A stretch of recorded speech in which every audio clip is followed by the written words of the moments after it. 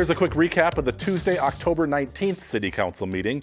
The council did not extend the water emergency this week. That means residents are free to water day and night, any day of the week for the remainder of the season. Due to drought-like conditions this summer, additional water restrictions were necessary to maintain enough water for everyday uses and to fight fires. I, Eric Johnson, do solemnly swear. There are 2 new career firefighters on the Coon Rapids Fire Department. Eric Johnson was sworn in by Mayor Jerry Cook at Tuesday night's meeting. Eric was born and raised in Coon Rapids, and he's been a paid on-call firefighter for the past 5 years. The mayor also administered the oath of office to Ryan McAlpine, who owns his own business in Coon Rapids. He's been a paid on-call firefighter for the department for 6 years. Also this week, the Coon Rapids North Star Lions Club was honored for their service to the community. The council approved a proclamation recognizing their contributions to events this year, including the Fire Department Open House, Snowflake Days, concerts in the park, and more. The group also runs the concession stand at Sand Creek Park. And that's a quick recap of the October 19th City Council meeting. As always, you can find the full meetings on cable or the CTN YouTube channel.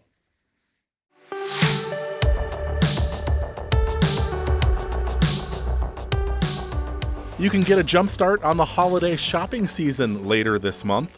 The Coon Rapids Super Senior Club is holding its annual Bazaar and Flea Market on Thursday, October 28th from 9 a.m. to 3 p.m. in the Civic Center.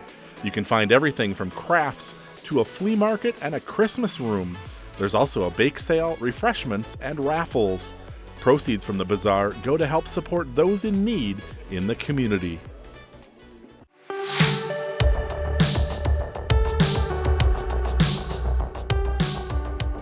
A fun event for the whole family is coming up. The 3rd annual Rocky's Pumpkin Patch is taking place Saturday, October 23rd from 10 a.m. to 1 p.m. at Sand Creek Park, and it's bigger and better than ever. 2,000 pumpkins will be given away to children at the event. There will also be a giant slide, inflatable obstacle courses, musical chairs, bingo, face painting, and a free photo booth, along with giveaways and candy. Those who dress up in a costume could win a prize. Local organizations that serve youth will also be on hand with information. Rocky's Pumpkin Patch is sponsored by the Coon Rapids Community Strength Foundation.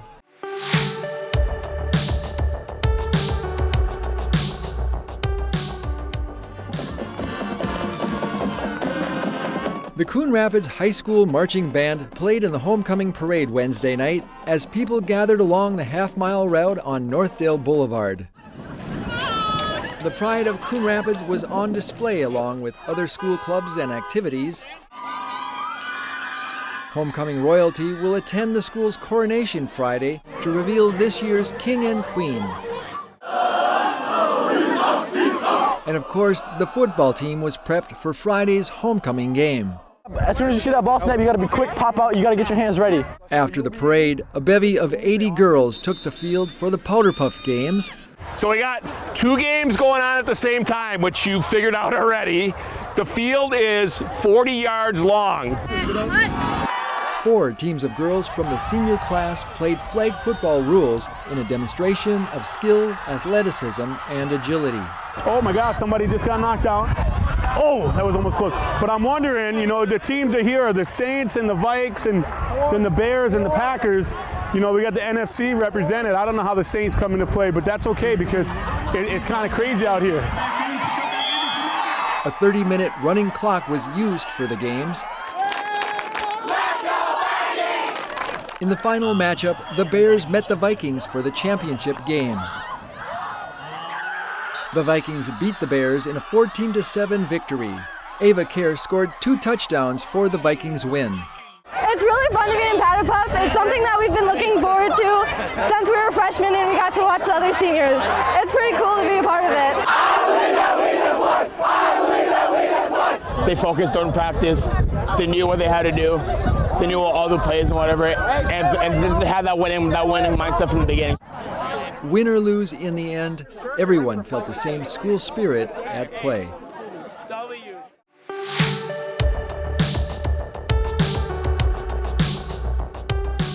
With that, 2 years ago, we opened up the pickleball courts here. Dozens of family members and friends gathered last weekend to honor a man who brought pickleball to Coon Rapids. Former City Council member Bruce Sanders, who died 1 year ago, helped spearhead an effort which resulted in a major renovation project at Riverwind Park. And Bruce would call me, Bruce Sanders here, yes. And he'd be like, you need to go over to Maple Grove and you need to check out this courts. And, oh, you need to go over here. And we're up in Andover and we're playing. And okay, I got it. I go, we're going to do it. Those gathered at Riverwind Park shared memories of Bruce, including his wife Sheila, who recalled the moment Bruce fell in love with the sport while on vacation in Florida. He went off running, and when he came back, he said, I found out what I'm going to do the rest of my life. And of course, he went down to the pickleball courts, and he met pickleball players, and he said they are the nicest people. And he said, you won't believe how much fun that game looks. A special plaque now hangs at the Riverwind Park pickleball courts, which have been dedicated in memory of the man who brought the sport to life in Coon Rapids. You know, Bruce's ashes are over at Fort Snelling, but his spirit is here.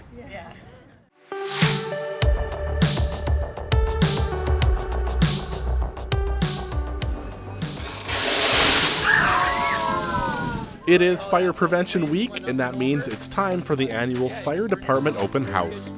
This year's festivities will actually take place at Sand Creek Park on Saturday, October 9th. Come out between 10 a.m. and noon and see the fire trucks, meet the firefighters along with Sparky the fire dog, and watch a cooking fire demonstration. Free cookies and drinks will also be served. Again, come on down to Sand Creek Park this Saturday for the Fire Department Open House at the park.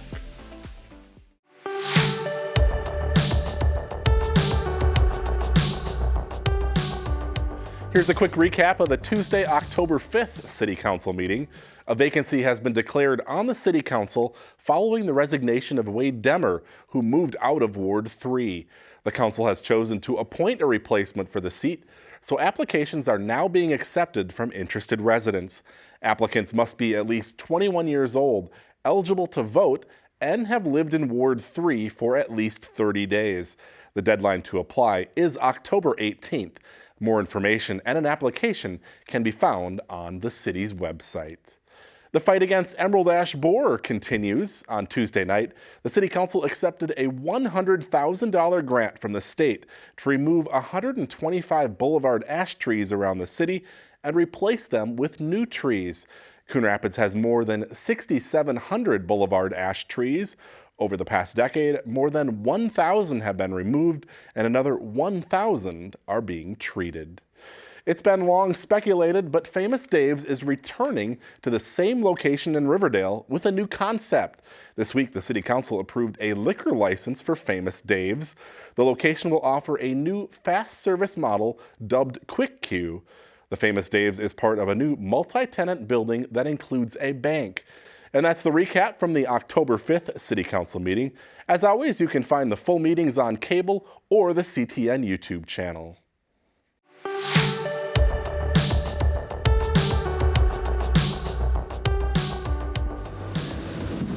They're getting the plumbing in, they're getting all of the basic footings in and things like that.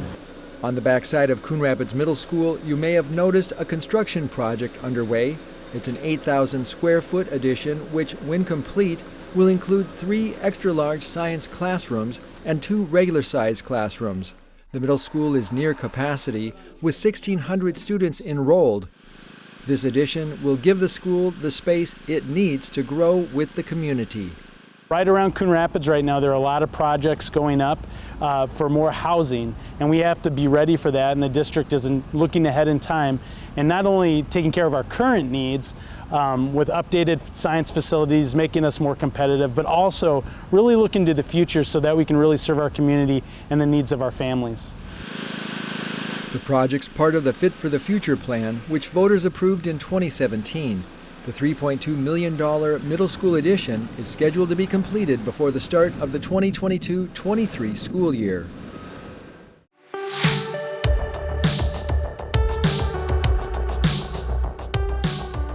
The The Coon Rapids Arts Commission has announced the winners of this year's amateur photo contest, which illustrate the theme Hometown Pride. The first place award in the adult category goes to Crooked Lake Loon by Joel Friday. The second place award goes to this year's 9/11 Flyover by Jennifer Fisher. In the youth category, first place goes to Sunset by the Dam by Jaden Carter. And in second place, Fall Beauty by Deborah General. Along with bragging rights, all the winners receive a cash prize from the Arts Commission.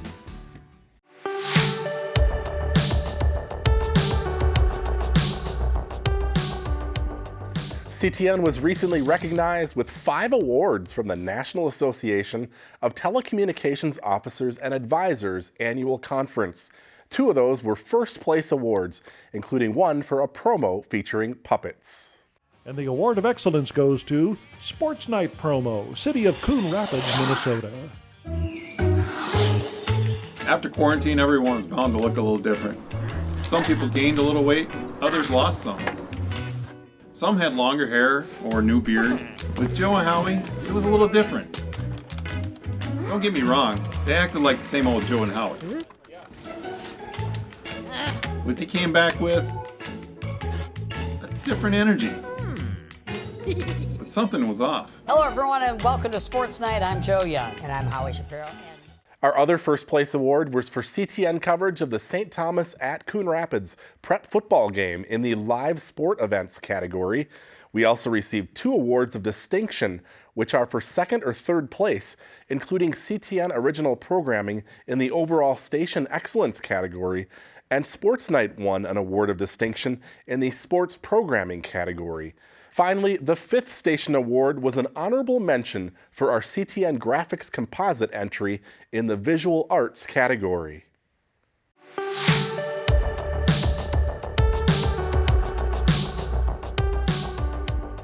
The cost of a $30 bar compared to a $12. Coon Rapids firefighters promoted fall prevention Thursday. The fire department was among 50 vendors who turned out for the Senior Info Fair at the Civic Center. We're still local in Coon Rapids. The event brought together lots of senior-related products and services for those people 55 and older. Topics ranged from travel, housing, and health. I've written 2 books about caregiving. Nancy Poland, a Coon Rapids resident and author, talked about caregiving and how people can avoid potential caregiving missteps. And in both of my books, I have tips for caregivers, I have ideas. In this book, I have checklists. There's questions that can be used in group settings. And so my heart is just really to help caregivers and help people. Vendors got their booths for free and instead offered up prizes in a drawing which people could win. The 3-hour event was held instead of the usual all-day senior safety camp. Well, there are lots of jobs out there. The Anoka County Job Training Center was on hand to promote work opportunities for seniors. We have a great senior employment program through Anoka County. They can apply, work 20 hours a week within the community in a nonprofit or government agent setting, make a little extra money, supplement their income. We're more to support services kind of thing. The Senior Info Fair was sponsored by the Coon Rapids Police and Fire, along with Senior Services.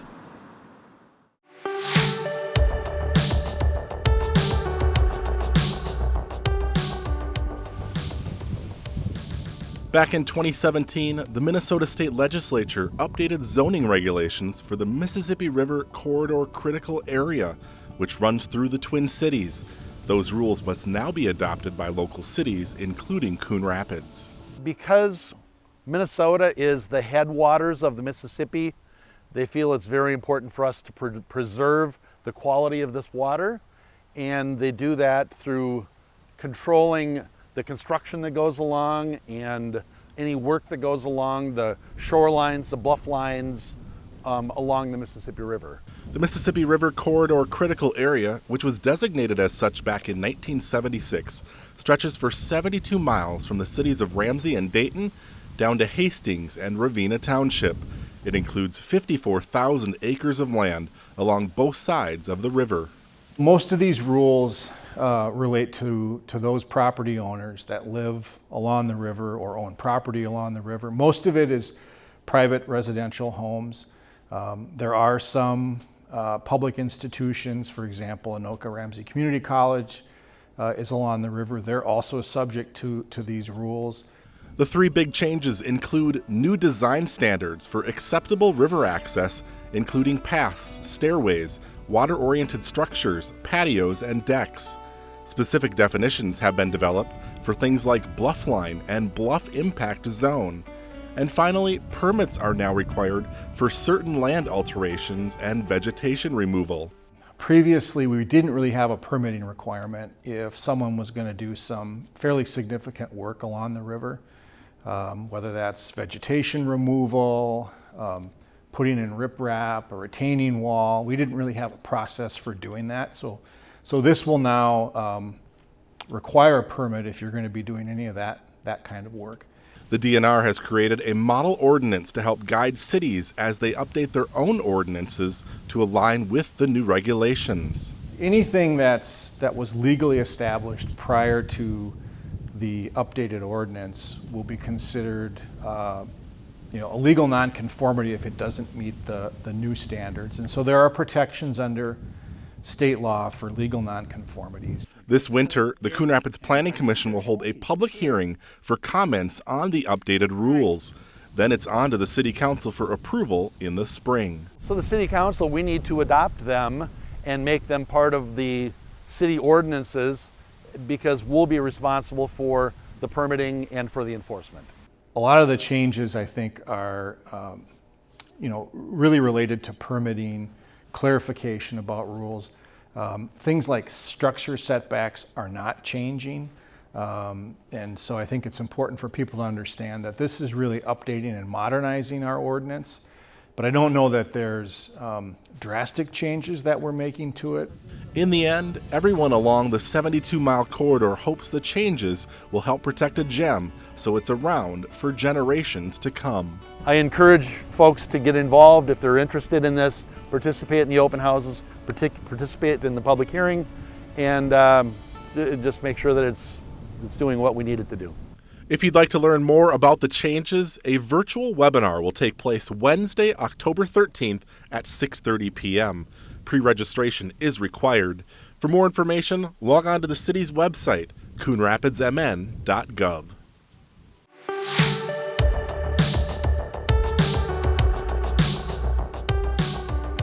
Thank you for thinking of me to receive this honor.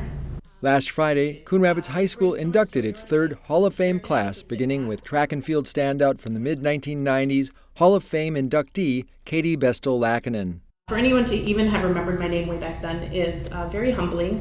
Gorham led CRHS to 3 runner-up finishes at the True Team State Meet and was named the State Girls Track and Field Coach of the Year in 1994. Roger Gorham was a teacher and coach for 36 years at Coon Rapids High School. In 2011, Gorham was inducted into the Minnesota Track and Field Hall of Fame. It is a true honor. He coached Katie the year the girls' team won the 1996 Class AA State Championship and joined Bestel-Lackinen into the 2021 Hall of Fame. Proud to be here tonight, but I'm so humble because I know the only reason I'm here is I was surrounded by a bunch of people that were really good at what they did. Competition was good, winning was better. Mark was the captain of the baseball team in 1975, where he earned all conference and all state honors. The last inductee for the class of 2021 was Mark Hodgson, who lettered 7 times in football, basketball, and baseball. It's a pleasure and an honor, and I'm humbled by being elected to the Hall of Fame. I'd like to thank my coaches. Without my coaches, I would not be here tonight. Hodgson got the nod from his former football coach, Ron Scott, who entered the Coon Rapids High School Hall of Fame in 2019.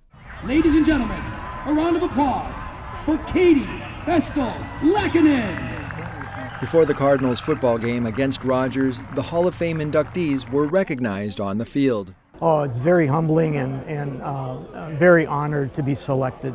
Had some very good times here, some very good teammates. Anytime you get recognized by the people you worked with and they think you did a good job, it's the ultimate compliment. Sports is really just about lessons learned, right, from success and failure, and Roger did that beautifully. You know, we did things well, we made mistakes, and he always helped us pick ourselves up and get better. To nominate someone for the Coon Rapids High School Hall of Fame, go to ahschools.us www.ksd.org/CRHS and click on the Activities tab.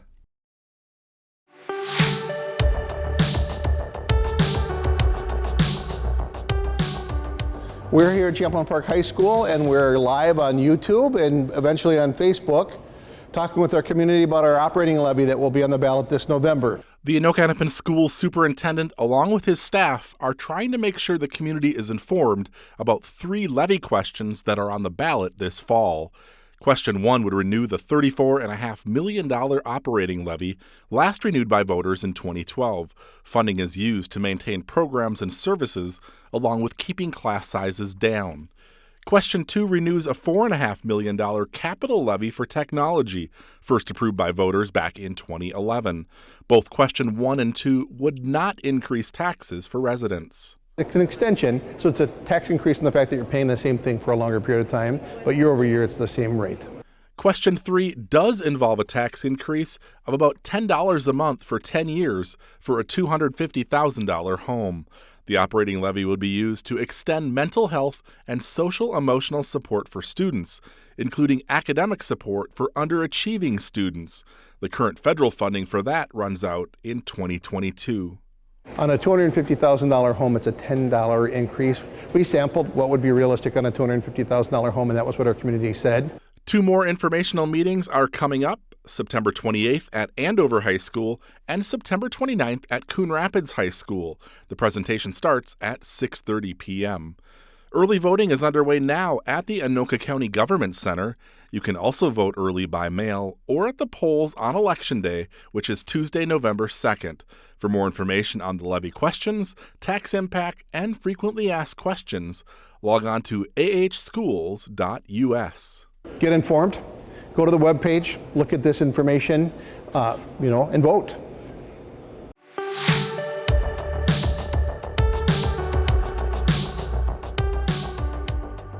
Three, 2. All right. Cool. A ribbon cutting took place off of Olive Street to mark the completion of the Middle Sand Creek corridor restoration. The Coon Creek Watershed District hosted the event, which celebrated a number of partner agencies involved in the 3-year project. Some major funding grants made it possible, including money from the Minnesota Clean Water Fund. Some of the key players included the City of Coon Rapids, the DNR, and the Minnesota Pollution Control Agency. The restoration involved the construction of meanders, which followed the old maps and floodplains for the district prior to 1904.